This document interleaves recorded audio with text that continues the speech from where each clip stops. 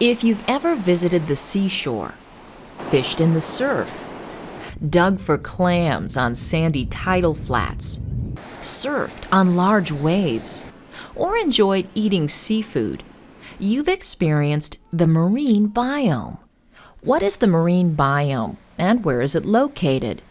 What are some of the characteristics of this biome? What kinds of organisms live in the marine biome? And why is it important to us?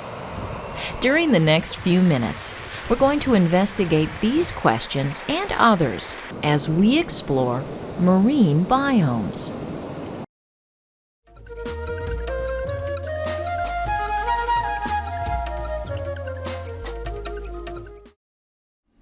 When you think about it, a better name for planet Earth might be planet Ocean.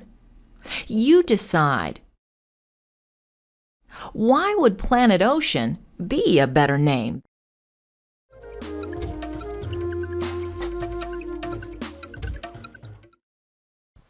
It might be more appropriate to call our planet Ocean because saltwater oceans cover about 71% of the planet's surface, whereas Earth, or land, covers the much smaller remainder. The marine biome, also generally referred to as our oceans, is vast, deep, and incredibly important for a number of reasons. For instance, oceans play a vital role in maintaining the relatively moderate climate of Earth. The vast amount of water in the oceans captures heat and holds it. That helps maintain the relatively stable temperature of the planet. The marine biome is also important because it provides habitat to an astonishingly wide diversity of life. In fact, the oceans are home to over 250,000 known species of plants and animals. Furthermore, a great deal of the food and oxygen that we consume comes from the marine biome. Despite the importance of the marine biome, we still don't understand it well. Our oceans have not been explored and mapped with the same level of detail as the Moon and Mars. In many respects, the marine biome is a vast frontier with much yet to be discovered and learned.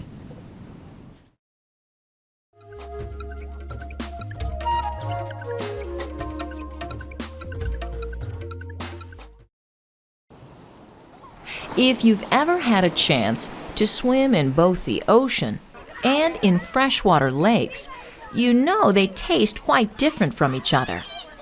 You compare. How does seawater taste compared to freshwater?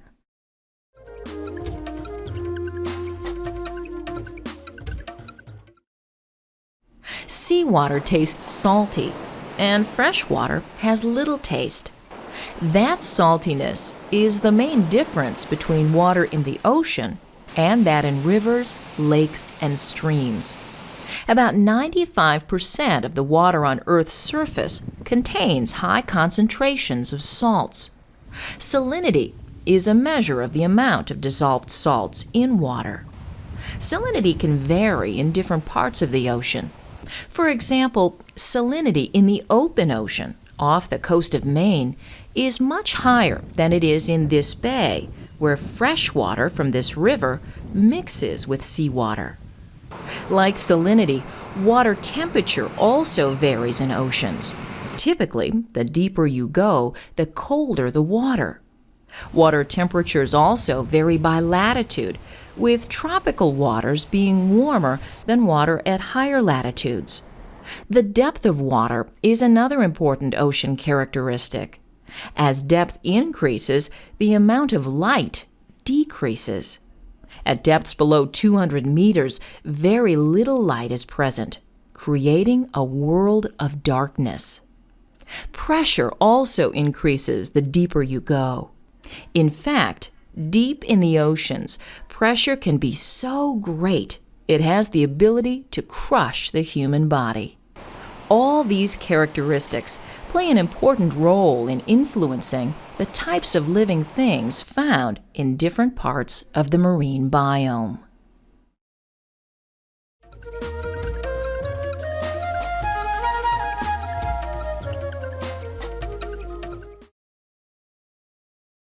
If you've ever waded in a tidal pool, been swimming in ocean waves, or sailed on a boat offshore, you've experienced different parts of the ocean, referred to as ocean zones. We'll briefly discuss four major ocean zones: the intertidal zone, neritic zone, benthic zone, and the pelagic zone. If you've ever visited the seacoast, you may have noticed when you looked at the shoreline that the water level changed throughout the day. This is due to changing tides. The intertidal zone is where the ocean meets land and is affected by tides. What are tides? Tides are the regular ebb and flow of water levels in the ocean.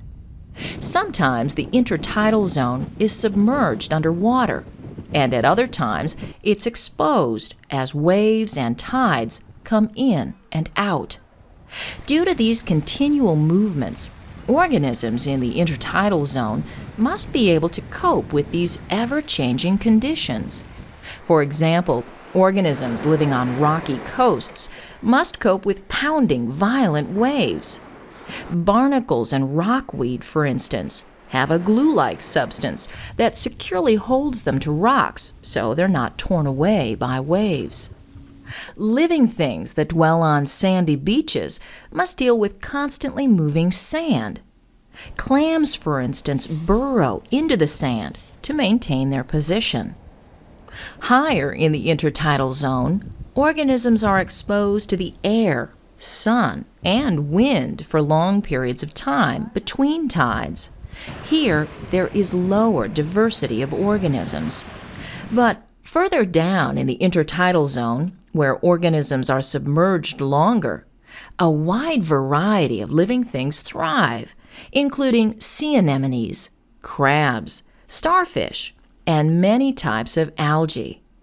Beyond the intertidal zone lies the neritic zone, which is the area over the continental shelf with depth of less than 200 meters. Wide variations exist within the neritic zone. Water temperature, the amount of light, and life forms all vary. While the neritic zone is relatively small compared to the size of the entire ocean, it contains many, many species of plants and animals. This zone provides food for humans in the form of fish and other sea life. A very important group of organisms, referred to as plankton, inhabit this zone. Plankton are organisms that float in water. A specific type of plankton, called phytoplankton, are microscopic plant-like organisms that play a key role in producing oxygen and providing food for other living things. Water in the sea, not close to the bottom, is referred to as the pelagic zone. This includes most of the water in the oceans. Conditions change as you go deeper. Pressure increases, and there is less light. You observe. Describe the ocean as seen from a submarine.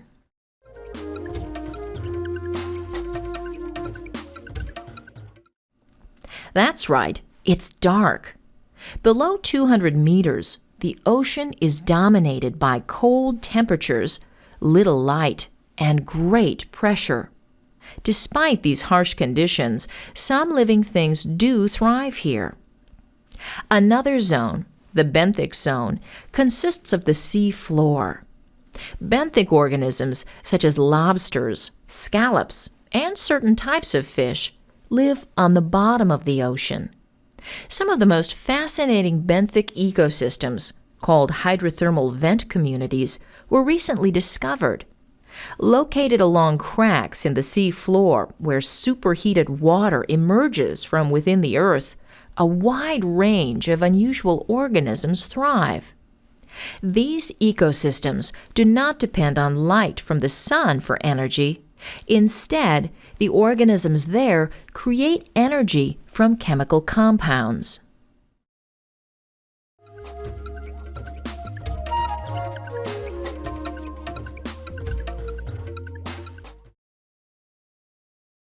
This is a highly productive ecosystem, referred to as an estuary. An estuary is a place where fresh water and salt water mix. Here in this estuary, fresh water from a river mixes with salt water from the ocean. Estuaries tend to be areas of high biological productivity and produce an abundance of food for a wide range of animals. Coral reefs are another special ecosystem. They're one of the most biologically diverse and colorful ecosystems in the world. Coral reefs are formed over long periods of time by animals called corals. Some coral reefs are home to thousands of different types of living things, including fish, eels, sea urchins, and sharks.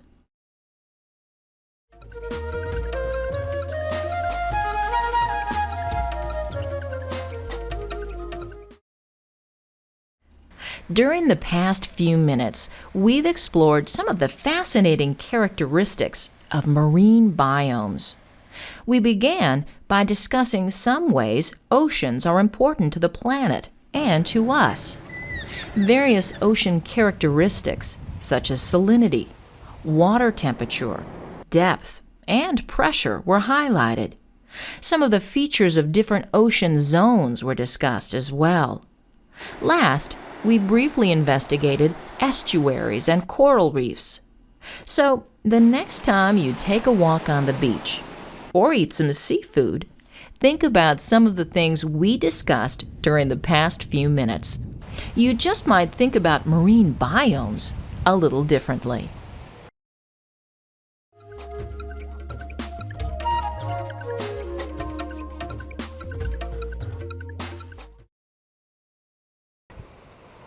Fill in the correct word to complete the sentence. Good luck, and let's get started. Number 1. The marine biome consists of water.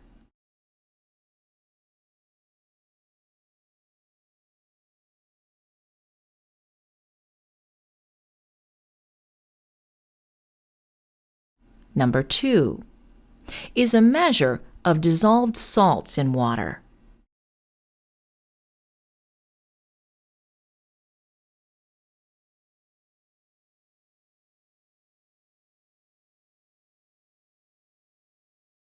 Number 3.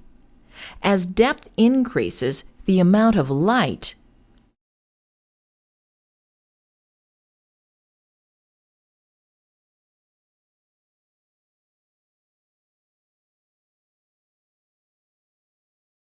Number 4. Benthic organisms live on the of the ocean.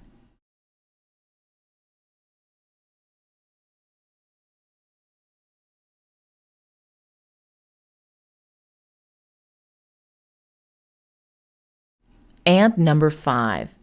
N is where salt water and fresh water mix.